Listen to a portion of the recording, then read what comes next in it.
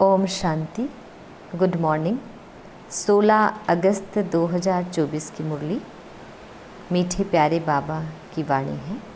मीठे बच्चे, मैं विदेही बाप तुम देहधारियों को विदेही बनाने के लिए पढ़ाता हूँ। मैं विदेही बाप तुम देहधारियों को विदेही बनाने के लिए पढ़ाता हूँ। यह है नई बात जो बच्चे ही समझते हैं।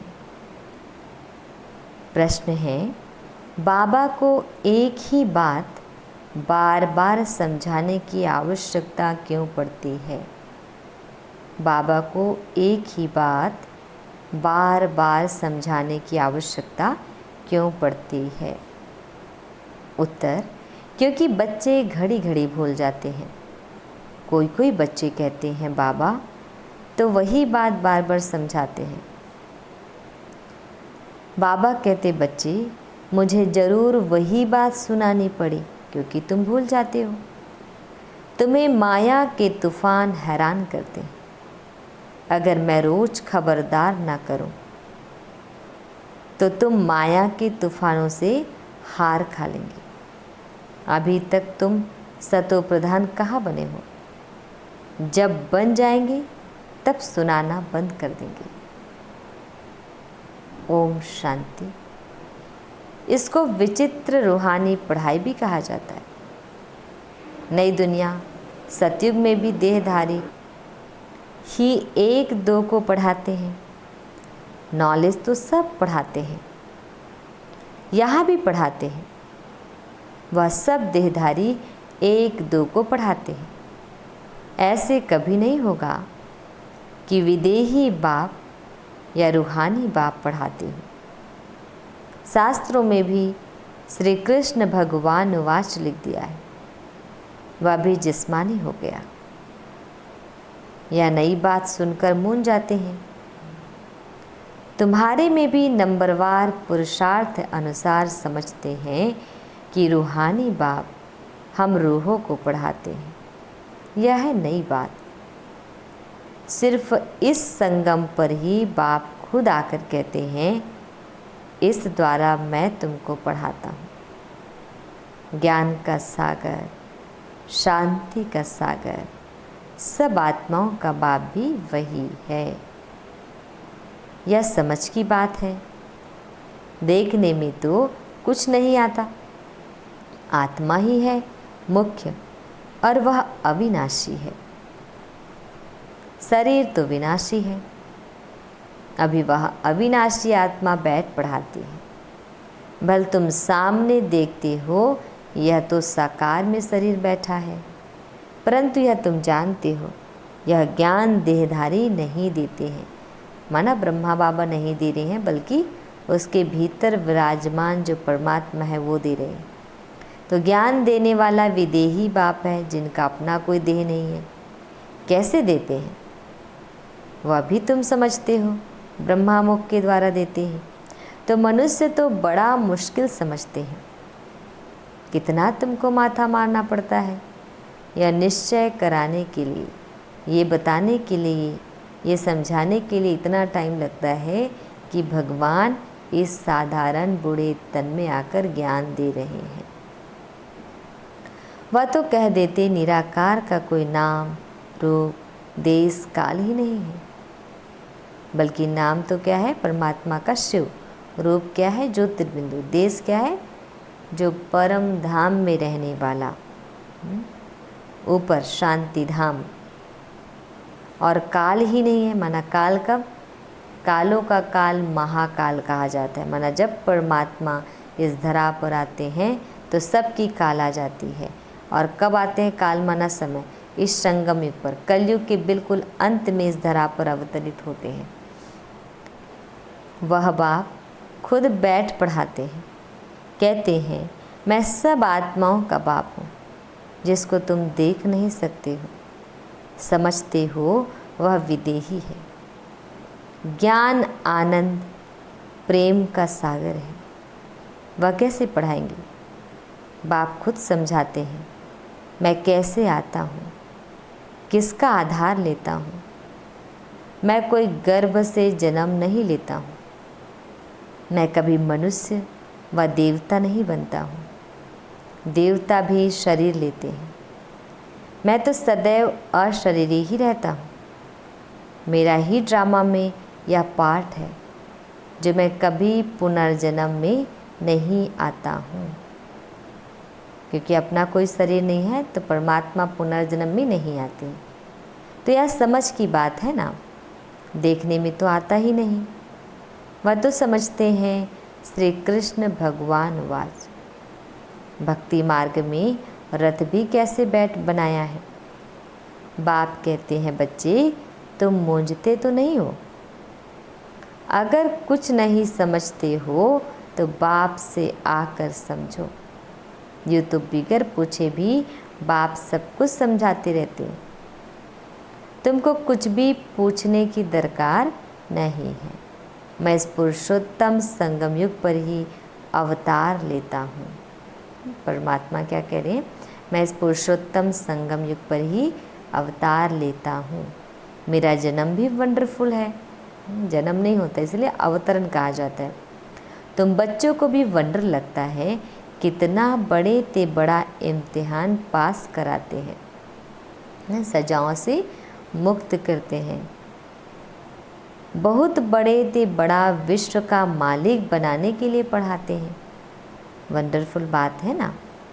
हे आत्माओं, हर 5000 वर्ष बाद मैं तुम्हारी सर्विस में आता हूँ। आत्माओं को पढ़ाते हैं ना। कल्प कल्प कल्प के संगम युगे तुम्हारी सेवा में आता हूँ। आधा कल्प तुम पुकारते आए हो, हे बाबा, हे पतित पावन आओ। श्री कृष्ण को कोई पतित पावन नहीं कहते हैं। पतित पावन परम पिता परमात्मा को ही कहते हैं। तो बाबा को भी आना पड़ेगा पतितों को पावन बनाने। इसलिए कहा जाता है अकाल मूर्त सत बाबा, अकाल मूर्त सत टीचर, अकाल मूर्त सतगुरु। 3 रोल प्ले करते हैं इस समय पर।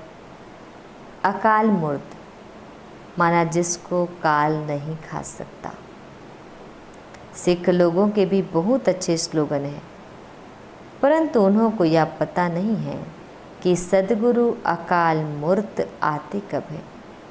यह भी गायन है। मनुष्य से देवता कि ये करत न लागी वार। कब आकर मनुष्य को देवता बनाते हैं। इस कलयुग के अंत में वही सर्व की सद्गति करने वाला है। यह तो पक्का निश्चय होना चाहिए। क्या आकर कहते हैं, सिर्फ कहते हैं मन मना भव। ये मन मना भव ये अक्षर श्रीमद् भगवद गीता में भी लिखा हुआ है। उसका अर्थ भी समझाते हैं और कोई भी अर्थ नहीं समझाते। तुमको सद्गुरु अकाल मूर्त बैठ समझाते हैं इस देह द्वारा कि अपने को आत्मा समझो। तो यह समझना चाहिए विश्व का मालिक बनाने के लिए बाप को आना पड़ता है। तुम बच्चों की सेवा में समझाते हैं, हे रूहानी बच्चों, तुम सतो प्रधान थे, फिर तमो प्रधान बने। यह सृष्टि का चक्र फिरता है ना। पावन दुनिया इन देवताओं की ही थी। वह सब कहाँ गए या किसको भी पता नहीं। मुझे हुए हैं। बाप आकर तुमको समझदार बनाते हैं। बच्चे, मैं एक ही बार आता हूँ। पावन दुनिया में मैं आऊँ ही क्यों। वहाँ तो काल आ नहीं सकता। बाप तो कालों का काल है। सतयुग में आने की दरकार ही नहीं। वहाँ काल भी नहीं आता तो महाकाल भी नहीं आता, क्योंकि वहाँ पर 150 वर्ष की आयु होगी। तो ऐसा नहीं है हम अमर रहेंगे, बल्कि 150 वर्ष की आयु जब तक हमारी कंप्लीट नहीं होगी, फुली गारंटी होगी हम अकाली मृत्यु हमारी नहीं होगी। ना किसी भी प्रकार का रोग शोक होगा, ना दुख होगा, ना तकलीफ़ें होंगी। इसलिए कहा जाता है उसको, वहाँ काल नहीं खाता, इसलिए महाकाल भी नहीं आते। जब तक परमात्मा इस धरा पर नहीं आते तब तक किसी को भी मुक्ति नहीं मिलती है, न जीवन मुक्ति मिलती है। खुशी से चलते हो ना? हाँ बाबा, हम खुशी से चलने के लिए तैयार हैं। तब तो आपको बुलाया था कि इस पतित दुनिया से पावन दुनिया में ले चलो, वाया शांति धाम। माना यहाँ से ये पुराना शरीर छोड़कर हम जाएंगे पहले शांति धाम में, पर वहाँ से आएंगे हम फिर से वापस इसी धरा पर ये जो धरा होगी इसके ऊपर सुख की दुनिया होगी। तो यह बातें घड़ी घड़ी भूल ना जाओ। परंतु माया दुश्मन खड़ी है, घड़ी घड़ी भुला देती है। मैं मास्टर सर्वशक्तिमान हूँ, तो माया भी शक्तिमान है। वह भी आधा कल्प तुम पर राज्य करती है, द्वापर और कलयुग में भुला देती है। इसलिए रोज रोज बाप को समझाना पड़ता है। रोज सुजाग ना करे तो माया बहुत नुकसान कर दे। खेल है पवित्र और अपवित्र का। अब बाप कहते हैं, अपने चलन सुधारने के लिए पवित्र बनो। काम विकार के लिए कितने झगड़े होते हैं। बाप कहते हैं, अभी तुमको ज्ञान का तीसरा नेत्र मिला है, तो आत्मा को ही देखो, इन जिस्मानी नेत्रों से देखो ही नहीं। हम सब आत्माएं भाई भाई हैं, विकार कैसे करें। हम अशरीरी आए थे, फिर अशरीरी बनकर जाना है। आत्मा सतो प्रधान आई थी, सतो प्रधान बनकर जाना है स्वीट होम। मुख्य है ही पवित्रता की बात। मनुष्य कहते हैं रोज वही बात समझाते हैं, यह तो ठीक है, परंतु जो समझाया जाता है उस पर चले भी ना। करने के लिए समझाया जाता है, परंतु कोई चलते थोड़े ही हैं। तो ज़रूर रोज रोज समझाना पड़े, ऐसे थोड़े ही कहते हैं। बाबा आप जो रोज़ समझाते हो वो हमने अच्छी रीति समझ लिया है। अब हम तमो प्रधान से सतो प्रधान बन जाएंगे। आप छूटे, ऐसे कहते हैं क्या? इसलिए बाबा को रोज़ समझाना पड़ता है। बात तो एक ही है, परंतु करते नहीं है ना। बाप को याद ही नहीं करते हैं। कहते हैं बाबा घड़ी घड़ी भूल जाते हैं। बाप को घड़ी घड़ी कहना पड़ता है याद दिलाने में। तुम भी एक दो को यही समझाओ, अपने को आत्मा समझ परमात्मा को याद करो तो तुम्हारे पाप कट जाए। और कोई उपाय नहीं। शुरू और अंत में यही बात कहते हैं, याद से ही सतो प्रधान बनना है। खुद ही लिखते हैं बाबा माया के तूफान भुला देते हैं। तो क्या बाप सावधान ना करें, छोड़ दें? बाप जानते हैं नंबरवार पुरुषार्थ अनुसार है। जब तक सतो प्रधान नहीं बने हैं जा नहीं सकते हैं। लड़ाई का भी कनेक्शन है ना। लड़ाई लगेगी ही तब जब तुम नंबरवार पुरुषार्थ अनुसार सतो प्रधान बनेंगे। ज्ञान तो 1 सेकंड का है। बेहद के बाप को पाया, अब उनसे बेहद का सुख तब मिलेगा जब पवित्र बनेंगे। पुरुषार्थ अच्छी रीति करना है। कई तो कुछ भी समझते नहीं हैं। बाप को याद करने का अक्ल भी नहीं आता है। कभी आप पढ़ाई तो पढ़ी नहीं है। सारे चक्र में निराकार बाप से कोई पढ़ा नहीं है, तो यह नई बात है ना।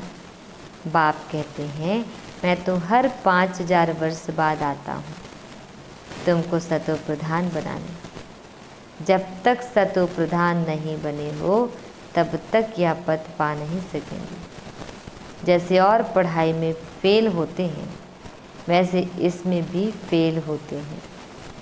शिव बाबा को याद करने से क्या होगा? कुछ नहीं समझते।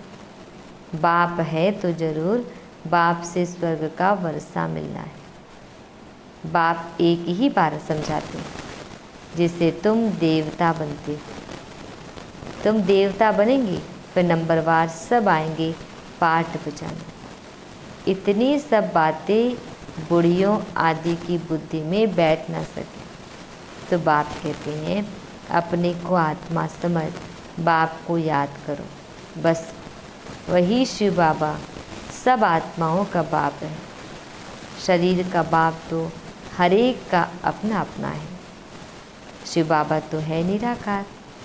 उनको याद करते करते पवित्र बन शरीर छोड़ फिर बाप के पास जाकर पहुंचना है। बाप समझाते तो बहुत है, परंतु सब एक रस नहीं समझते हैं। माया भुला देती।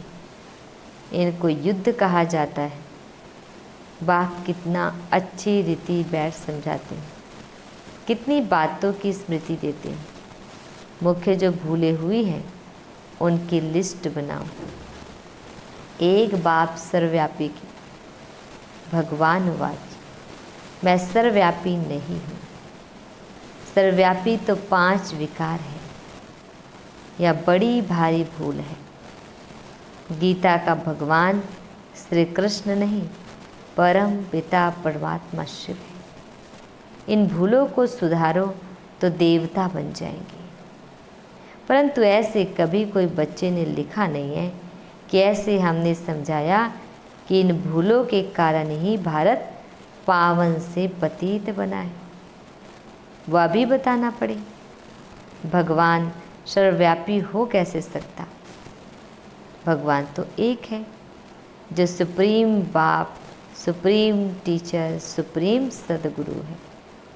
कोई भी देहधारी को सुप्रीम फादर, टीचर, सदगुरु कह नहीं सकते। श्री कृष्ण तो सारी सृष्टि में सबसे ऊंचा है। आते हैं फिर सतों में राम। फिर नंबरवार अपने समय पर ही आएंगे। शास्त्रों में दिखाते हैं सबके विकार ले लेकर गला ही काला हो गया। लेकिन अभी समझाते समझाते गला ही सूख जाता है।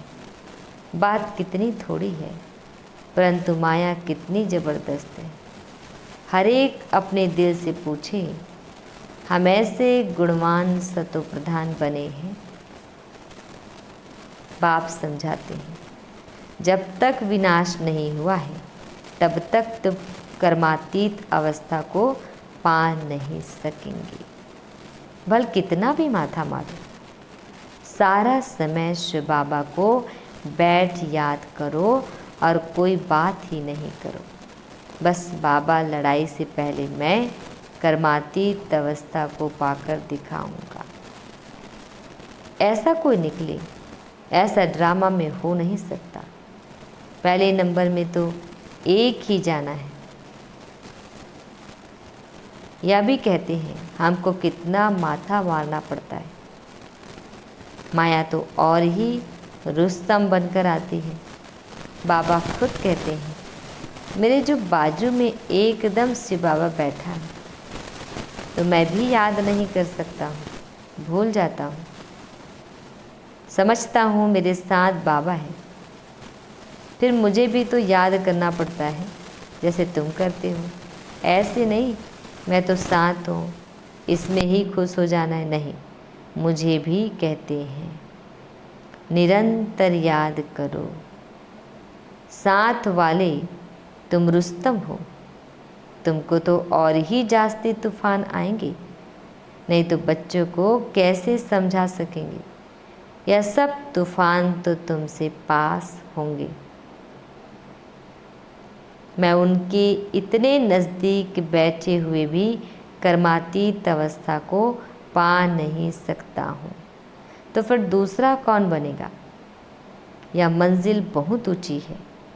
ड्रामा अनुसार सब पुरुषार्थ करते रहते हैं, बल कोई ऐसी कोशिश करके दिखाए बाबा हम आपसे पहले कर्मातीत अवस्था को पाकर या बनकर दिखाते हैं, हो नहीं सकता, ये ड्रामा बना बनाया है।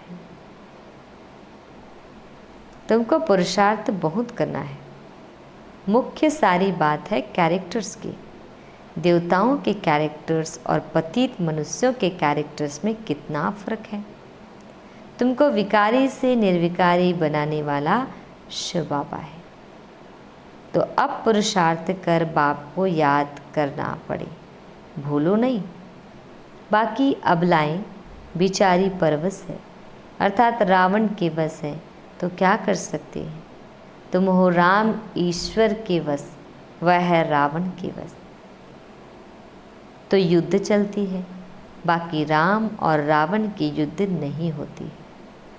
बात तुम बच्चों को भिन्न भिन्न प्रकार से रोज़ समझाते हैं। मीठे मीठे बच्चों, अपने को सुधारते जाओ। रोज़ रात को पोता मेल देखो, सारे दिन में कोई आसुरी चलन तो नहीं चली। बगीचे में फूल नंबरवार तो होते ही है, तो एक जैसे कभी हो नहीं सकते। सभी आत्माओं को अपना अपना पार्ट मिला हुआ है। हर एक एक्टर्स पार्ट बजाते रहते हैं। बाप भी आकर स्थापना का कार्य करके ही छोड़ते हैं। हर 5000 वर्ष के बाद आकर विश्व का मालिक बना ही देते हैं। बेहद का बाप है ना, तो ज़रूर नई दुनिया का वर्षा देंगे। अच्छा, मीठे मीठे शिकिल दे बच्चों प्रति माता पिता बाप दादा का याद प्यार और गुड मॉर्निंग। रूहानी बाप के रूहानी बच्चों को नमस्ते। हम रूहानी बच्चों की रूहानी माता पिता बाप दादाजी को याद प्यार गुड मॉर्निंग और नमस्ते नमस्ते नमस्ते। शुक्रिया मीठे प्यारे बाबा, आपका लाख लाख शुक्रिया। आज हम बच्चों को धारण करना है। फर्स्ट पॉइंट है, ज्ञान के तीसरे नेत्र से आत्मा को ही देखना है।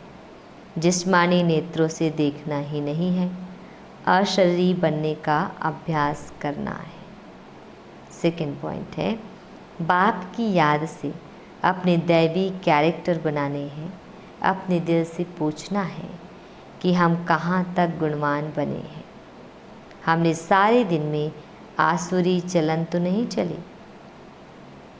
वरदान, सदा केयरफुल रह। माया के रॉयल रूप की छाया से सेफ रहने वाले माया प्रूफ भव। सदा केयरफुल रह, माया के रॉयल रूप की छाया से सेफ रहने वाले माया प्रूफ भव। डिटेल है, वर्तमान समय माया रियल समझ को, महसूसता की शक्ति को गायब कर रॉन्ग को राइट अनुभव कराती है। वर्तमान समय माया रियल समझ को, महसूसता की शक्ति को गायब कर रॉन्ग को राइट अनुभव कराती है। जैसे कोई जादू मंत्र करते हैं तो परवश हो जाते हैं, ऐसे रॉयल माया रियल को समझने नहीं देती है। इसलिए बाप दादा अटेंशन को डबल अंडरलाइन करा रहे हैं। ऐसा केयरफुल रहो जो माया की छाया से सेफ माया प्रूफ बन जाओ। विशेष मन बुद्धि को माया के छत्र छाया के सहारे में ले आओ। स्लोगन, जो सहज योगी है उनको देखकर दूसरों का भी योग सहज लग जाता है। जो सहज योगी है उनको देखकर दूसरों का भी योग सहज लग जाता है। ओम शांति।